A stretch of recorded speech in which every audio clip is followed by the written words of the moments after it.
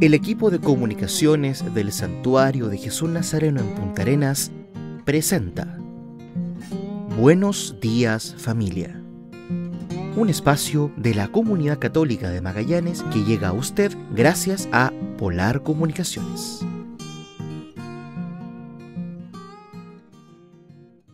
Hermanos y hermanas, ¡feliz domingo!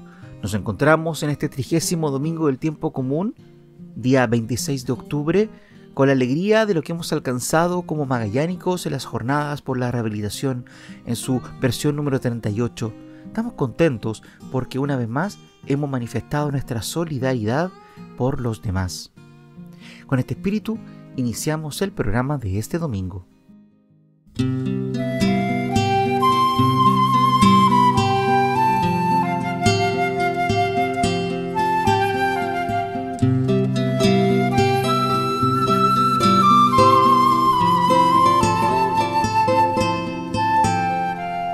Necesito alas para volar hacia ti. No necesito fuego para sentir tu calor. No necesito dormir para poderte soñar. No necesito hablar para que escuches mi voz. Estás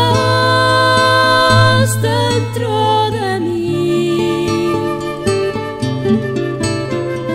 Tú eres ese gozo del alma,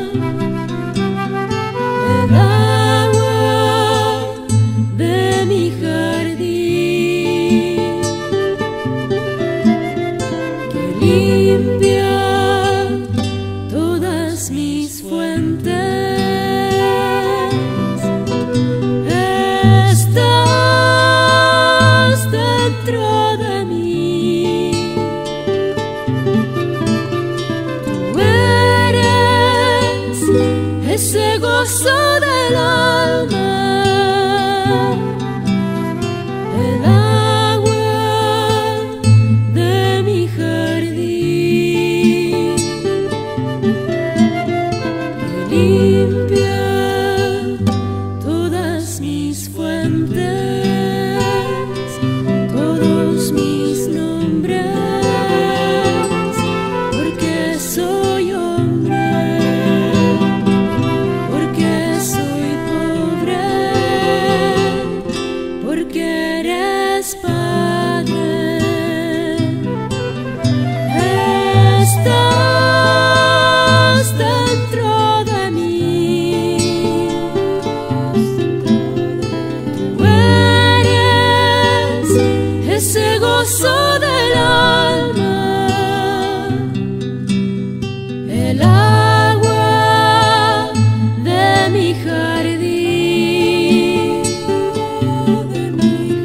que limpia todas mis fuentes,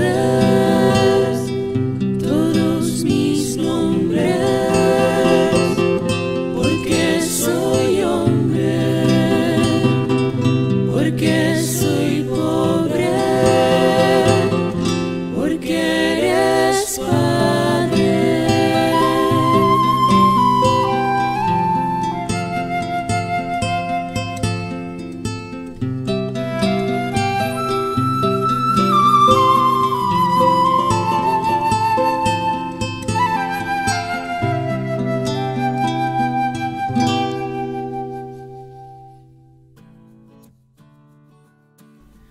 Catequesis del Papa sobre cómo la resurrección de Cristo puede curar la tristeza. Queridos hermanos y hermanas, la resurrección de Jesucristo es un acontecimiento que nunca termina de ser contemplado y meditado. Y cuanto más se profundiza en él, más nos quedamos llenos de asombro, atraídos como por una luz deslumbrante y al mismo tiempo fascinante. Una explosión de vida y alegría que cambió el sentido de toda la realidad, de negativo a positivo. Sin embargo, no ocurrió de manera espectacular, y mucho menos violenta, sino de forma suave, oculta, podríamos decir humilde.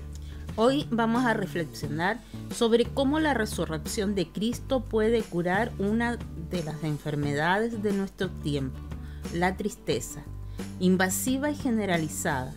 La tristeza acompaña los días de muchas personas. Se trata de un sentimiento de precariedad, a veces de profunda desesperación que invade el espacio interior y parece prevalecer sobre cualquier impulso de alegría.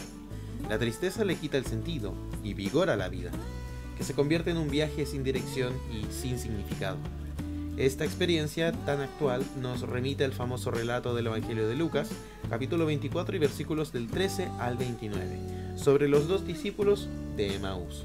Ellos, desilusionados y desanimados, se alejan de Jerusalén, dejando atrás las esperanzas puestas en Jesús, que ha sido crucificado y sepultado. En sus primeras frases, este episodio muestra cómo un paradigma de la tristeza humana, el fin de la meta en la que se han invertido tantas energías, la destrucción de lo que parecía esencial en la propia vida. La esperanza se ha desvanecido, la desolación se ha apoderado de su corazón. Todo ha implosionado en muy poco tiempo, entre el viernes y el sábado, en una dramática sucesión de acontecimientos. La paradoja es realmente emblemática. Este triste viaje de derrota y retorno a la normalidad se realiza el mismo día de la victoria de la luz, de la Pascua, que se ha consumado plenamente. Los dos hombres dan la espalda al Gólgota, al terrible escenario de la cruz, aún grabado en sus ojos y en sus corazones. Todo parece perdido. Es necesario volver a la vida anterior, manteniendo un perfil bajo, esperando no ser reconocidos. En cierto momento, un viandante se une a los dos discípulos, tal vez uno de los muchos peregrinos que han estado en Jerusalén para la Pascua. Es Jesús resucitado, pero no lo reconocen. La tristeza les nubla la mirada, borra la promesa que el Maestro había hecho varias veces, que sería asesinado y que al tercer día resucitaría. El desconocido se acerca y se muestra interesado en lo que están diciendo. El texto dice que los dos se detuvieron con el semblante triste. El adjetivo griego utilizado describe una tristeza integral. En sus rostros se refleja la parálisis del alma. Jesús los escucha, les deja desahogar su ilusión. Luego, con gran franqueza los reprende por ser duros de entendimiento para creer en todo lo que han dicho los profetas. Y a través de las Escrituras les demuestra que Cristo debía sufrir, morir y resucitar.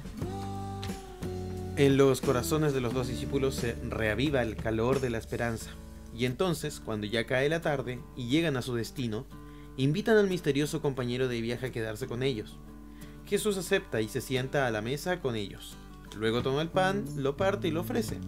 En ese momento los discípulos lo reconocen, pero él desaparece inmediatamente de su vista.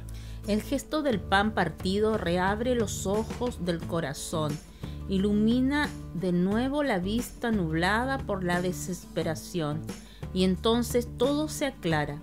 El camino compartido, la palabra tierna y fuerte, la luz de la verdad. De inmediato se reaviva la alegría, la energía, vuelve a fluir en los miembros cansados, la memoria vuelve a ser agradecida y los dos regresan deprisa a Jerusalén para contarlo todo a los demás.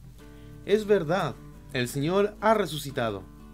En este adverbio, verdaderamente se cumple el destino seguro de nuestra historia como seres humanos. No por casualidad, es el saludo que los cristianos se intercambian el día de Pascua. Jesús no resucitó con palabras, sino con hechos, con su cuerpo que conserva las marcas de la pasión, sello perenne de su amor por nosotros. La victoria de la vida no es una palabra vana, sino un hecho real, concreto. La alegría inesperada de los discípulos de Emaús sea para nosotros un dulce recordatorio cuando el camino se hace difícil. Es el resucitado quien cambia radicalmente la perspectiva, infundiendo la esperanza que llena el vacío de la tristeza. En los senderos del corazón, el resucitado camina con nosotros y por nosotros. Testimonia la derrota de la muerte, afirma la victoria de la vida. a pesar de las tinieblas del Calvario. La historia todavía tiene mucho que esperar en el bien. Reconocer la resurrección significa cambiar la mirada sobre el mundo, volver a la luz para reconocer la verdad que nos ha salvado y nos salva. Hermanas y hermanos, permanezcamos vigilantes cada día en el asombro de la Pascua. De Jesús resucitado, Él solo hace posible lo imposible. La paz la construimos todos. Cada mañana nos despertamos con noticias que nos estrujan el corazón por el nivel de violencia que prima en nuestra sociedad.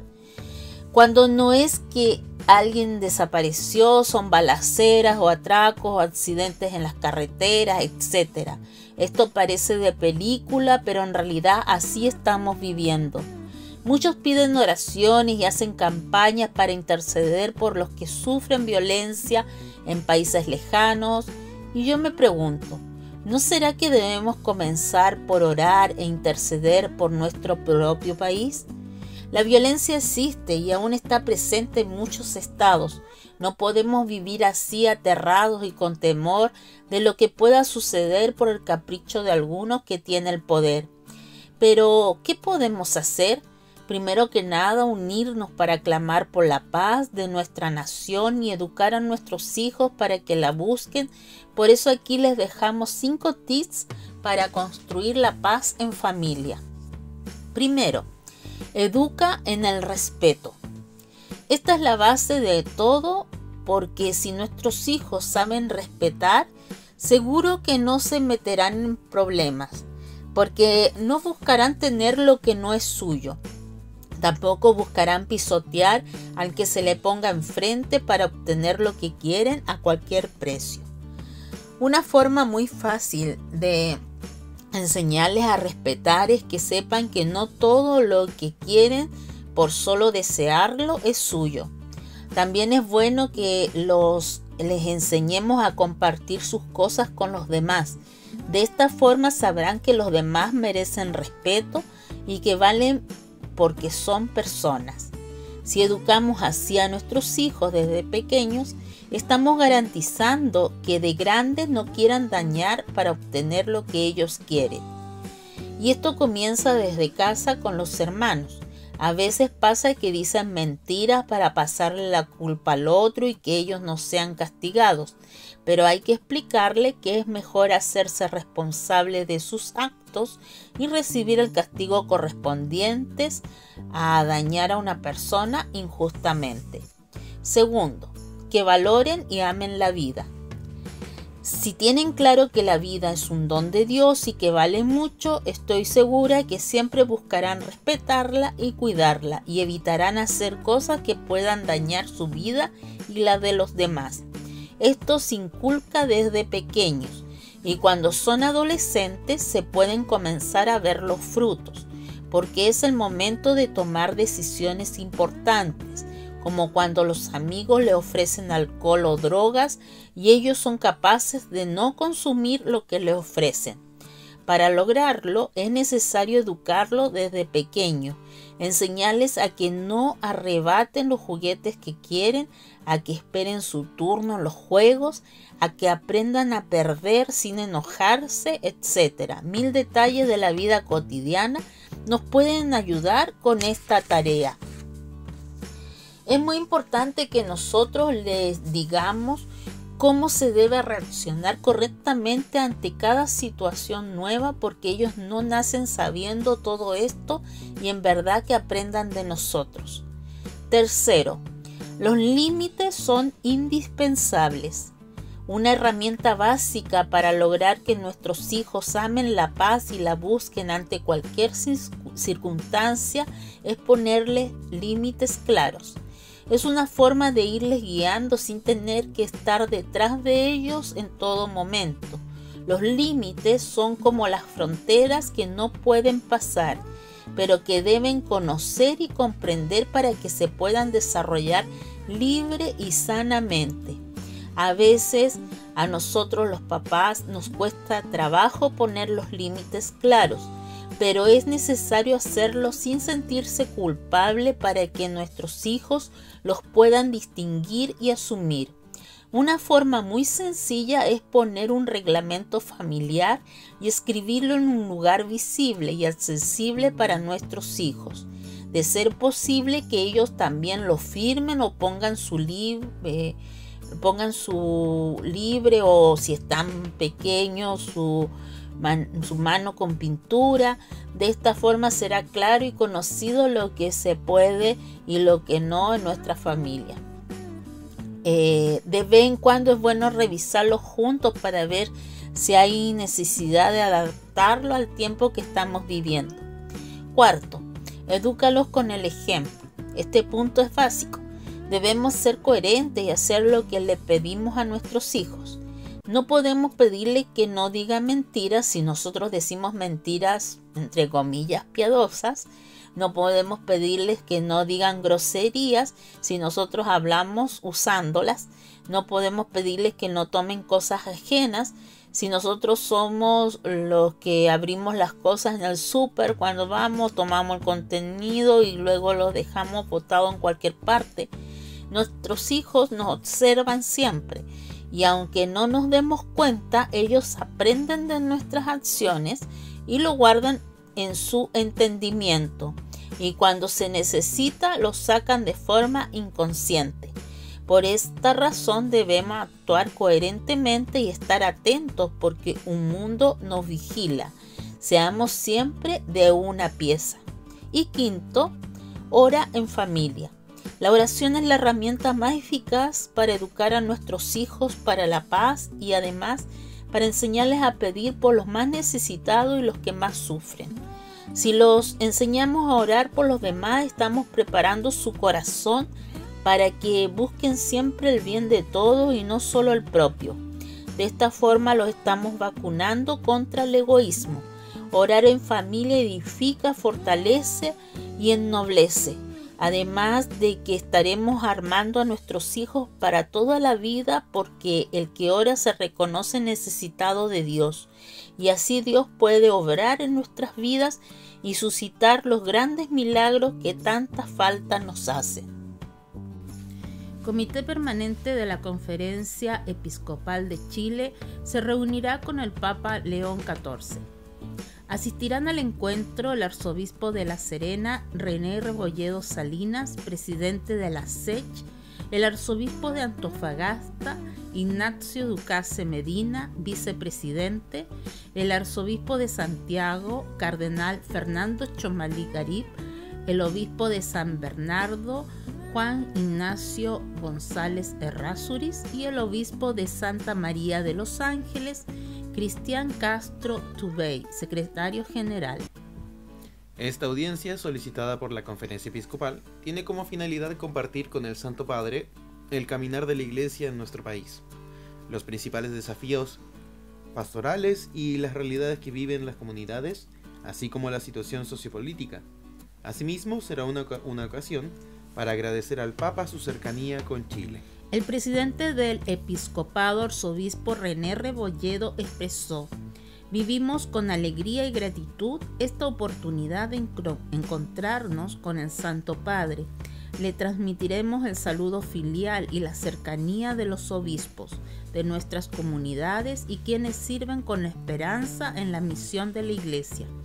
Valoramos profundamente el interés y afecto del Papa por nuestro país, que hemos sentido también en los recientes encuentros sostenidos con el presidente de la República, Gabriel Boric, y con el cardenal Fernando Chomalí.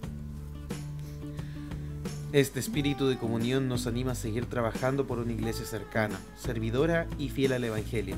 Agregó que esta visita será también ocasión para dar continuidad al diálogo iniciado hace un año, cuando, tras la audiencia con el Papa Francisco, el Comité Permanente se reunió con el entonces prefecto del dicasterio para los obispos, cardenal Robert Prevost, hoy Papa León XIV.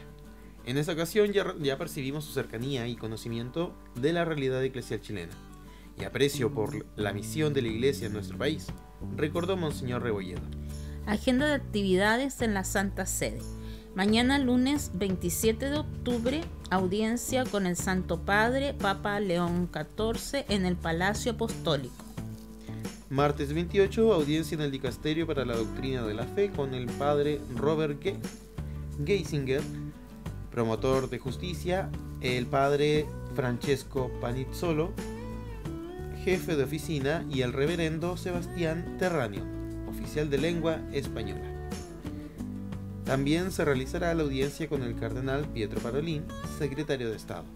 El miércoles 29 de octubre tendrán una audiencia con su excelencia Monseñor Ilson Montanari, Dicasterio para los Obispos, audiencia con el cardenal Lázaro Yu Hyun-sik, prefecto del Dicasterio para el Clero, audiencia la Pontificia Comisión para América Latina con Emil Secuda y Rodrigo Guerra López.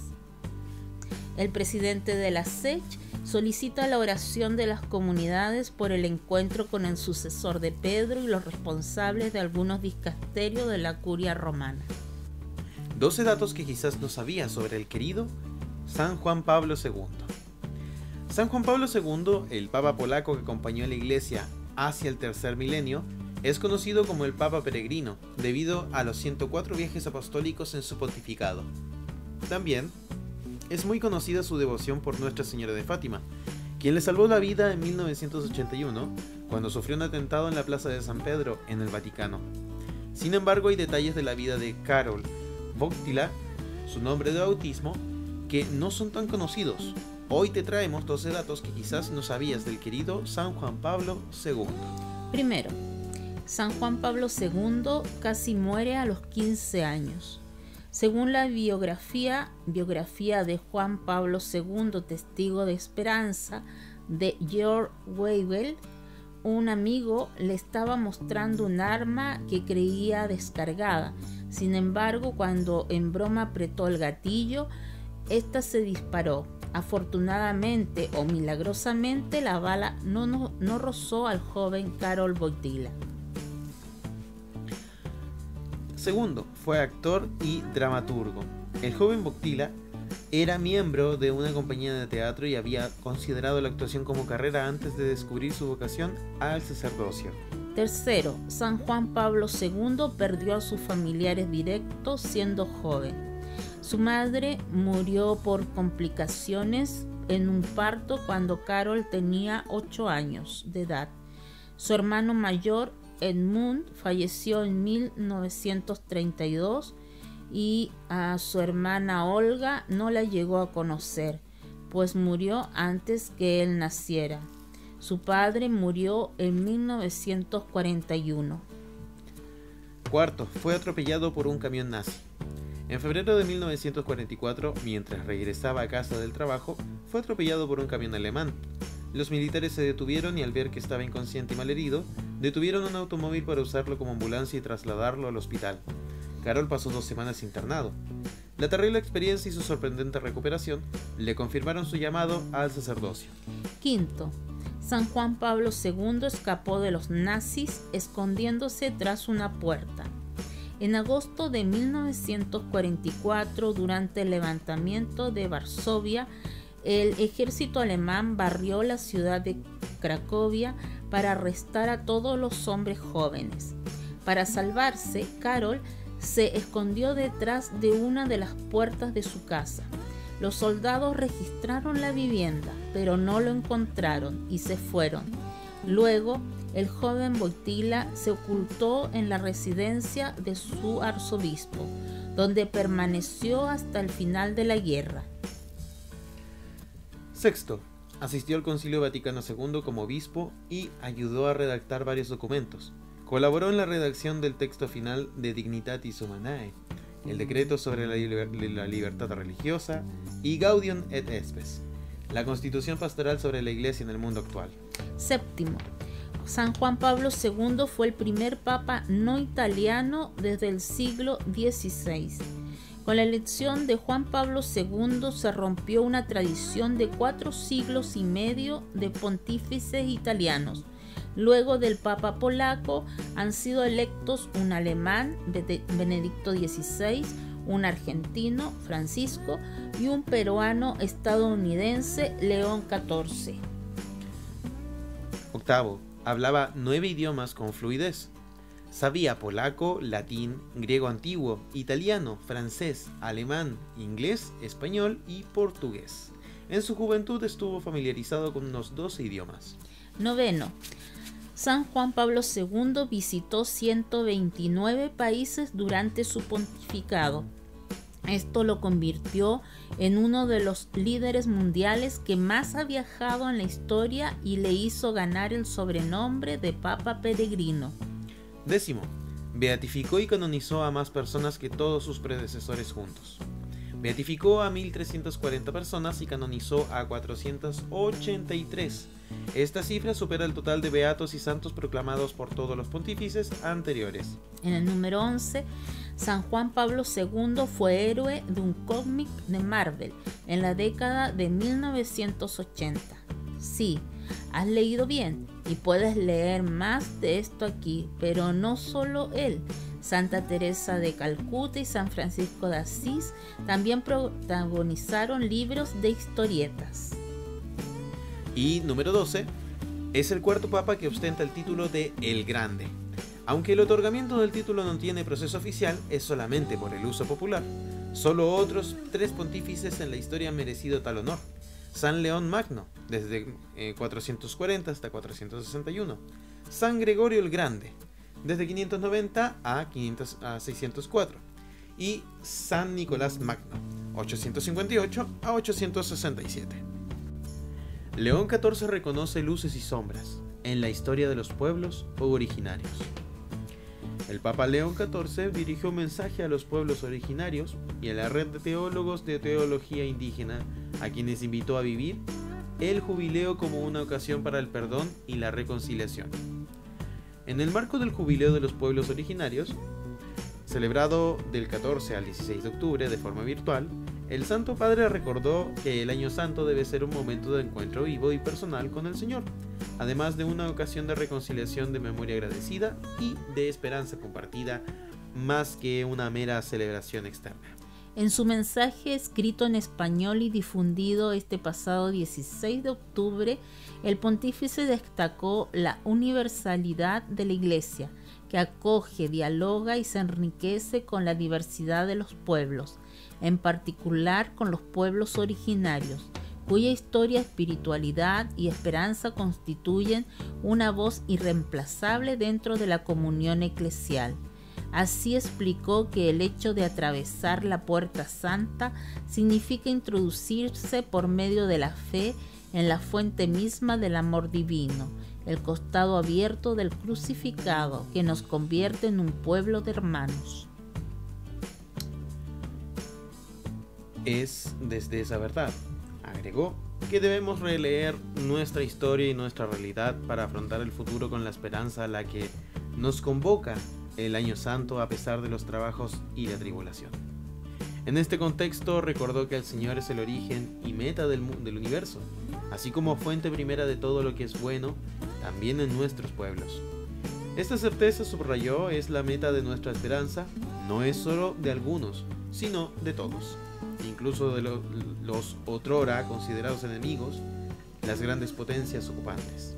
El Santo Padre evidenció que la larga historia de evangelización que han conocido nuestros pueblos originarios, como han enseñado tantas veces los obispos de América Latina y del Caribe, va cargada de luces y sombras.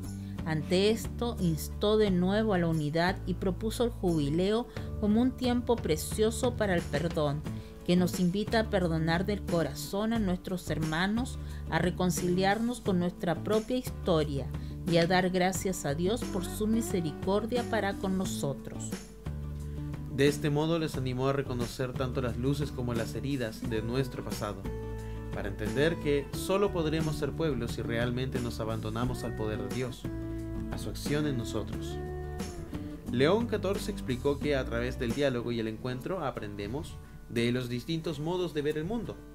Valoramos lo que es propio y original de cada cultura y juntos descubrimos la vida abundante que Cristo ofrece a todos los pueblos. Esa vida nueva se nos da precisamente porque compartimos la fragilidad de la condición humana, marcada por el pecado original y porque hemos sido alcanzados por la gracia de Cristo, afirmó.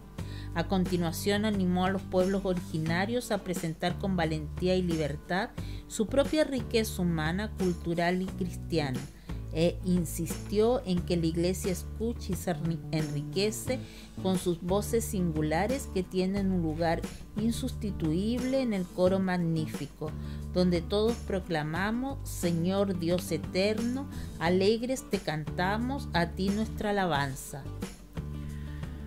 También advirtió sobre la tentación de poner en el centro lo que no es Dios, como el poder, la dominación, la tecnología o cualquier realidad creada, para que nuestro corazón permanezca siempre orientado al único Señor, fuente de vida y esperanza. Por eso, para quienes por misericordia de Dios nos llamamos y somos cristianos, todo nuestro discernimiento histórico, social, psicológico o metodológico encuentra su sentido último en el mandato supremo de dar a conocer a Jesucristo. Señaló. El Santo Padre concluyó su mensaje encomendando sus trabajos a la Virgen de Guadalupe, estrella de la evangelización, que de modo admirable nos mostró cómo Jesucristo hizo de dos pueblos uno solo, derribando el muro de enemistad que los separaba. Aleluya.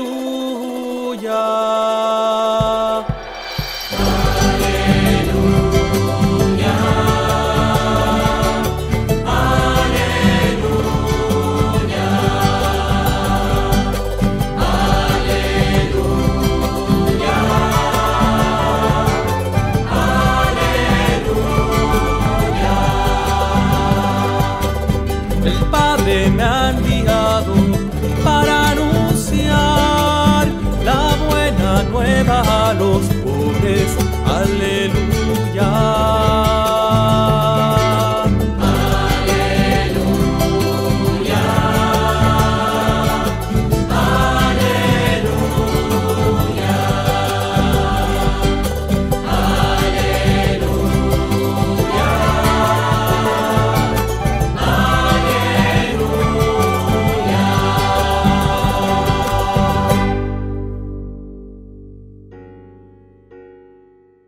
Del Evangelio según San Lucas.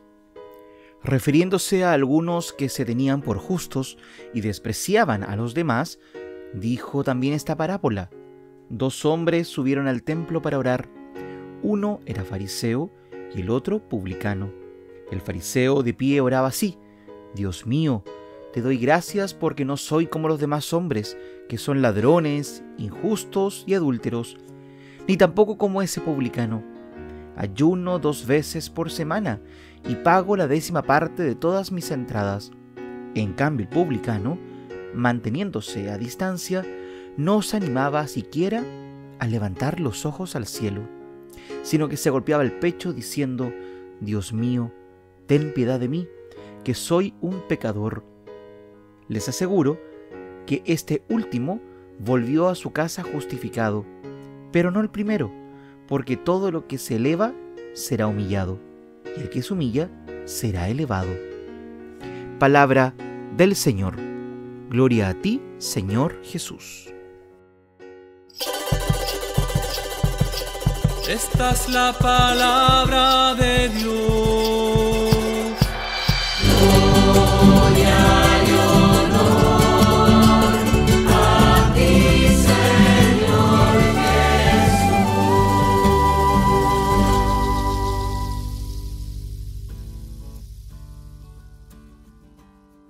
Un fariseo y un publicano sin nombres propios. Cuando en la Biblia no se nombran los personajes, la intención del autor es que sirvan de modelo para las generaciones futuras. Ese fariseo y ese publicano podemos ser tú y yo en el siglo XXI. ¿Cómo era el fariseo? Lo describe muy bien el mismo autor. Seguro de sí mismo, se creía justo, despreciaba a los demás. Veamos. Seguro de sí mismo. Lo propio del hombre es sentirse débil, frágil, inseguro.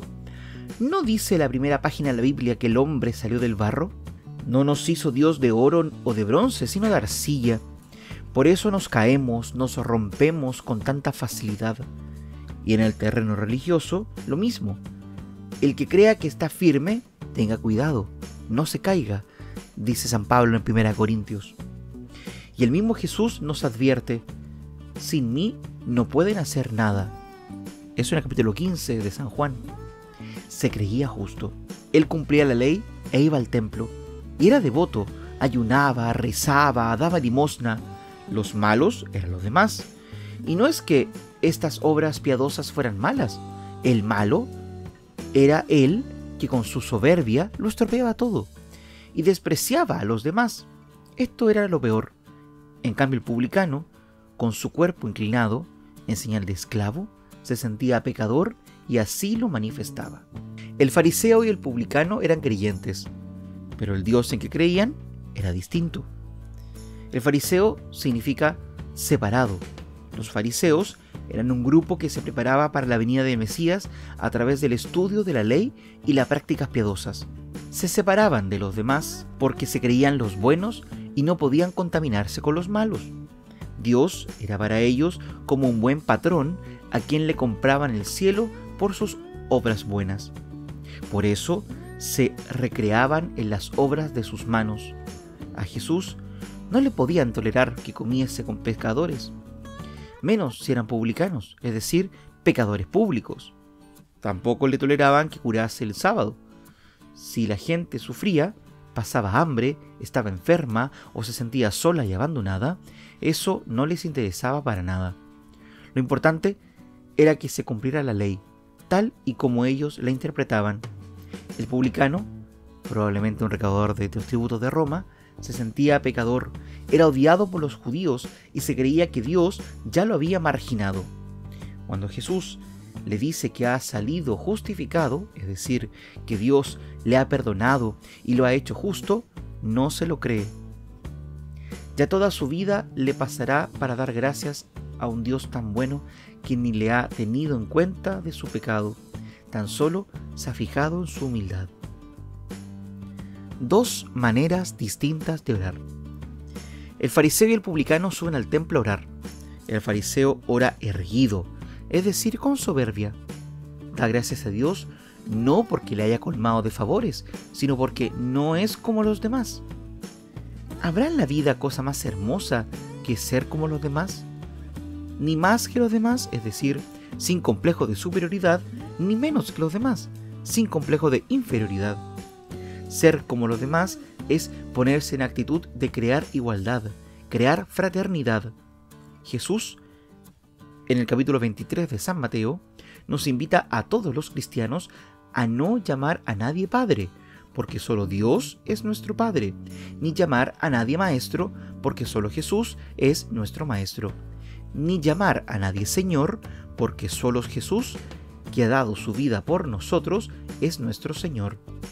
Y da la clave de este comportamiento: ustedes son hermanos. Sin igualdad no puede haber fraternidad. Jesús, que es el Hijo de Dios, ha pasado entre nosotros como uno más, como uno de tantos.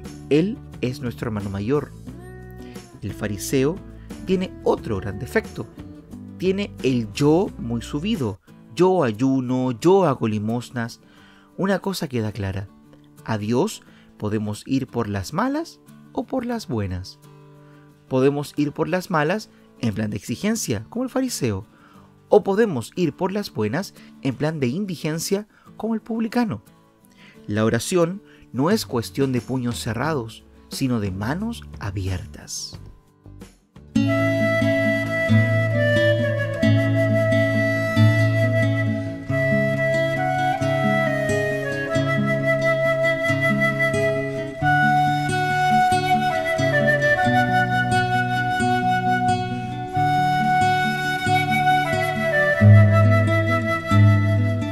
Traigo, Señor, otra vez, pecados pesan en mí, y busco tu redención. Vuelvo y me amparo en ti, vengo a pedirte perdón.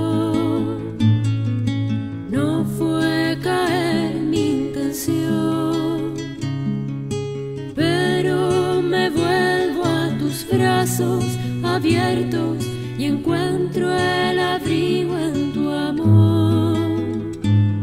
Perdón, Señor, mas tú sabes bien que soy débil.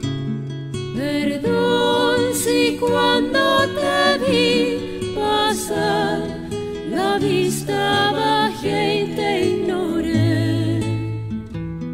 Me duele más que por temor mis errores. Me duelen porque de ti, Señor, solo amor recibí. Y aunque cayera una y mil veces más, yo sé que mi amor mirará.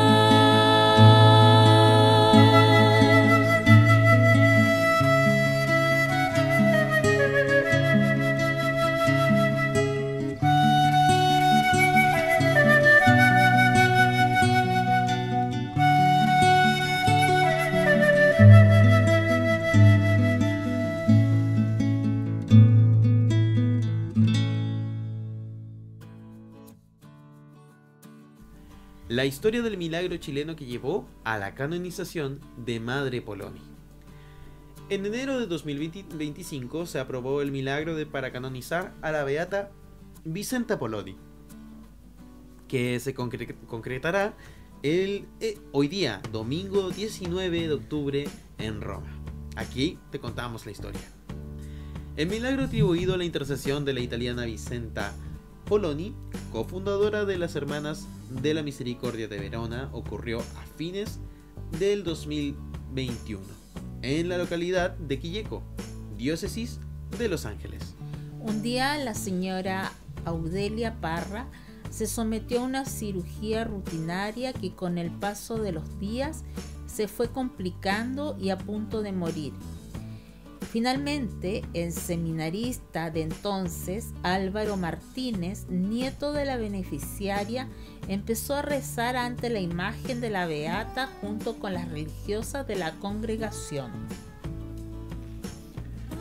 Según el decreto publicado por el Dicasterio para las Causas de los Santos, la persona sufrió la doble intervención, colecistectomía e instalación de prótesis aórtica, sumada a la abundante hemorragia, que fue seguida por varias complicaciones, cada una de ellas por separado potencialmente letales, y más aún todas juntas.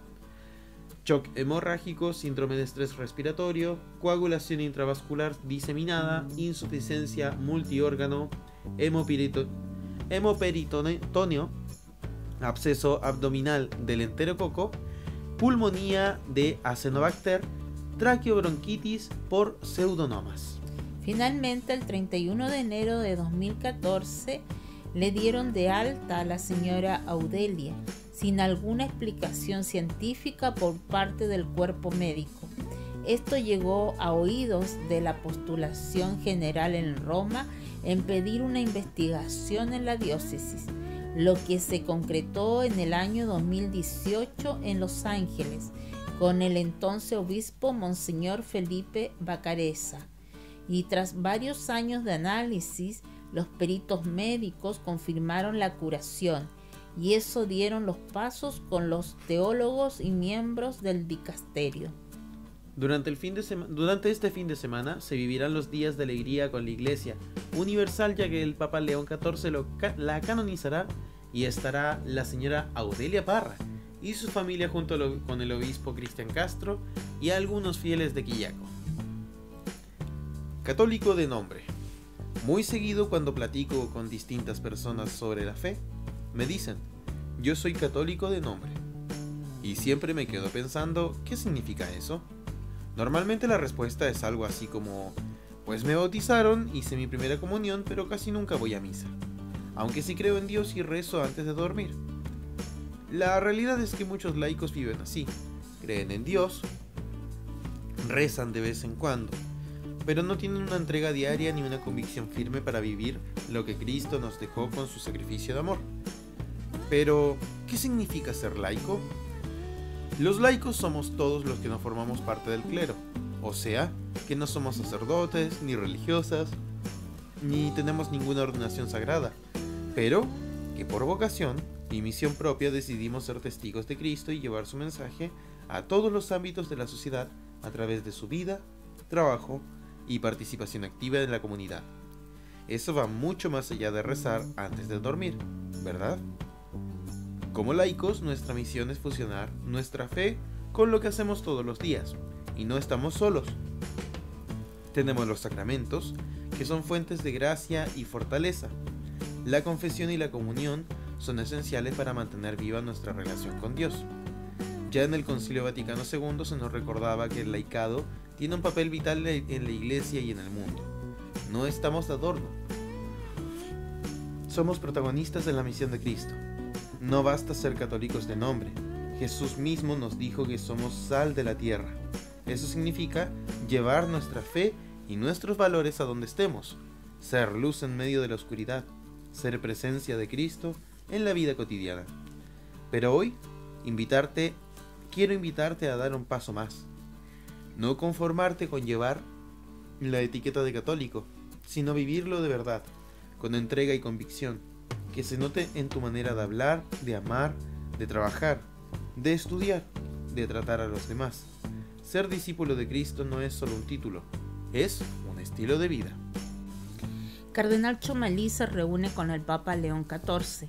Diálogo fraterno sobre Chile, migración y la paz en Medio Oriente. El arzobispo también compartió con el Santo Padre su inquietud por el conflicto en Medio Oriente, especialmente en Gaza, y expresó su disposición a colaborar en iniciativas de diálogo y paz. El cardenal Fernando Chomalí Garib, arzobispo de Santiago, sostuvo esta mañana su primera reunión formal con el Papa León XIV, en una audiencia de aproximadamente 40 minutos en la Santa Sede. El encuentro, que el propio cardenal calificó como muy fraterno y sincero, se desarrolló en un ambiente de cercanía y reflexión, y abordó diversos temas de la actualidad eclesial y social. En conversación con Tele 13 Radio, el arzobispo de Santiago comentó parte del encuentro con el Santo Padre, donde se abordaron los principales desafíos que enfrenta la Iglesia chilena, y compartiendo también su lectura de la situación política y social del país. Le manifesté que la exhortación Dilexiti había calado muy profundo, incluso en el presidente Gabriel Boric, quien la citó en su discurso ante los empresarios en la ENADE 2026, relató Chomalí, destacando el impacto de la doctrina social de la Iglesia en el debate público nacional. Asimismo, señaló que expuso ante el Papa las discrepancias de la Iglesia con el gobierno en materias como el aborto y la eutanasia. Tenemos el derecho y el deber de expresar nuestra visión en el debate parlamentario, mostrando siempre la belleza de la enseñanza de la Iglesia, afirmó, anunciando que el Comité Permanente de la Conferencia Episcopal publicará en los próximos días un documento con orientaciones para el discernimiento del voto en las elecciones de noviembre. Otro punto relevante del diálogo fue la situación migratoria en Chile. El cardenal transmitió al Papa la preocupación por discursos que pueden dividir mucho a la sociedad, recordando que el migrante es uno de nosotros, un hermano, un miembro de nuestra familia humana. Llamó a construir políticas públicas de largo aliento y rechazó de plano las propuestas que buscan restringir derechos sociales a migrantes irregulares. Es impensable establecer categorías de personas o castigar a los niños por las decisiones de sus padres. El arzobispo también compartió con el Santo Padre su inquietud por el conflicto en Medio Oriente, especialmente en Gaza, y expresó su disposición a colaborar en iniciativas de diálogo y paz. Le pedí participar activamente en la generación de vínculos de paz. Me quebré al hablar de lo que uno ve allá, tanta muerte y tanto dolor, relató el cardenal, quien subrayó la necesidad de avanzar hacia la convivencia de dos estados seguros y soberanos. Finalmente, Chomalí comentó que el Papa León XIV mostró un profundo interés por la realidad chilena y un gran aprecio por la iglesia local. Me dijo que conoce bien nuestro país y que guarda gran simpatía por los chilenos. Sentí que llevé a Chile en mi corazón en ese encuentro fecundo, expresó. Mañana lunes, el cardenal volverá a reunirse con el pontífice, esta vez junto al comité permanente de la Conferencia Episcopal. Obispos llaman a discernir con una conciencia bien formada ante las próximas elecciones. Ante el próximo proceso electoral que vivirá el país, el Comité Permanente de la Conferencia Episcopal de Chile dio a conocer la declaración titulada para discernir con una conciencia bien formada en las próximas elecciones, en la que se invita a los ciudadanos a ejercer su derecho a voto con responsabilidad, orientando sus decisiones a la búsqueda del bien común y a la luz de la doctrina social de la Iglesia. Primero, el país vive un proceso democrático que debe conducir a la elección del presidente de la República, una parte del Senado y la totalidad de la Cámara de Diputadas y Diputados. Cada persona debe decidir con una conciencia bien formada cuáles de los candidatos contribuyen de mejor manera a la consecución del bien común. La misión de la Iglesia es iluminar, con las enseñanzas de Jesucristo y su doctrina social, aquellas realidades que marcan la vida de los pueblos, especialmente las que se sitúan en el centro de las decisiones que afectan a toda la sociedad, llamando a un discernimiento personal ante la obligación que tenemos de sufragar e insistiendo en el alto valor que se reconoce a la democracia y al Estado de Derecho, donde la fuerza de la razón prevalece sobre la razón de la fuerza. Segundo, en numerosas ocasiones la Iglesia ha relevado la importancia de la vida política de un país, calificándola como una actividad u oficio de amor y caridad en el servicio del prójimo. Como ha señalado recientemente el Papa León XIV, citando el Compendio de la Doctrina Social de la Iglesia, la caridad es un don de Dios, un poder capaz de inspirar nuevas maneras de abordar los problemas del mundo actual y de renovar profundamente las estructuras, las organizaciones sociales y los sistemas jurídicos desde dentro. La caridad social nos hace amar el bien común y buscar eficazmente el bien de todas las personas, agregando: no hay separación en la personalidad de una figura pública, no existe el político por un lado y el cristiano por otro. Tercero, las actitudes y actuaciones de quienes creen que los principios de la fe cristiana deben estar fundadas en los valores morales que de ellos se derivan, especialmente los que sustentan una convivencia social capaz de garantizar una auténtica democracia, respetuosa con los derechos humanos.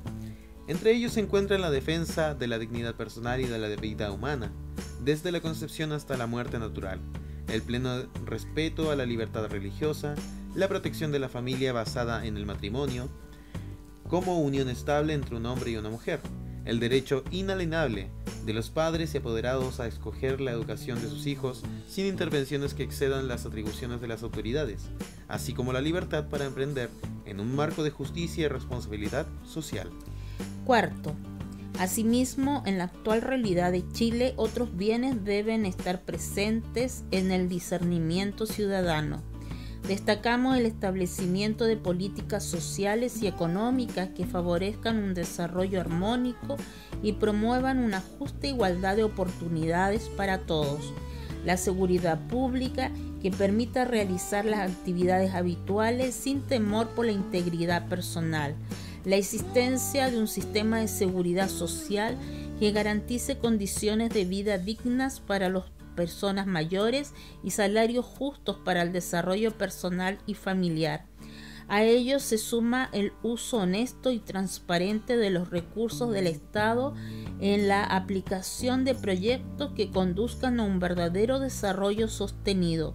De igual manera, El país necesita dirigentes políticos capaces de promover el diálogo y la amistad cívica, de modo que en el ámbito social exista el intercambio de ideas propio de una democracia, evitando las descalificaciones y el uso malintencionado de la desinformación que degrada a las personas y a la sociedad.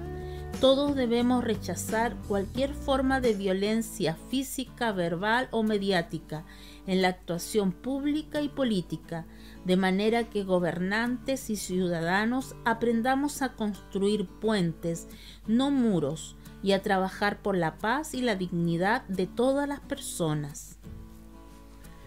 Quinto, en este contexto, los cristianos estamos llamados a formarnos con criterios bien fundamentados y a conocer la enseñanza de la Iglesia, para discernir con responsabilidad y evaluar las propuestas de los candidatos a la luz del bien común, respetando la conciencia personal.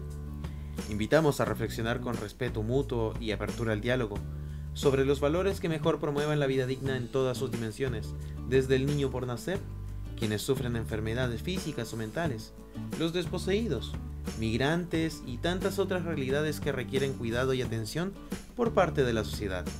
Pues, como nos recuerda el documento Dignitatis Infinita, la dignidad de cada persona, por débil o sufriente que sea, implica a la dignidad de todos. Y sexto, nos encomendamos a la Virgen del Carmen, Reina y Madre de Chile, solicitándole que en nuestra nación se mantengan los valores fundamentales y podamos construir una patria fundada en la justicia, la paz y el amor.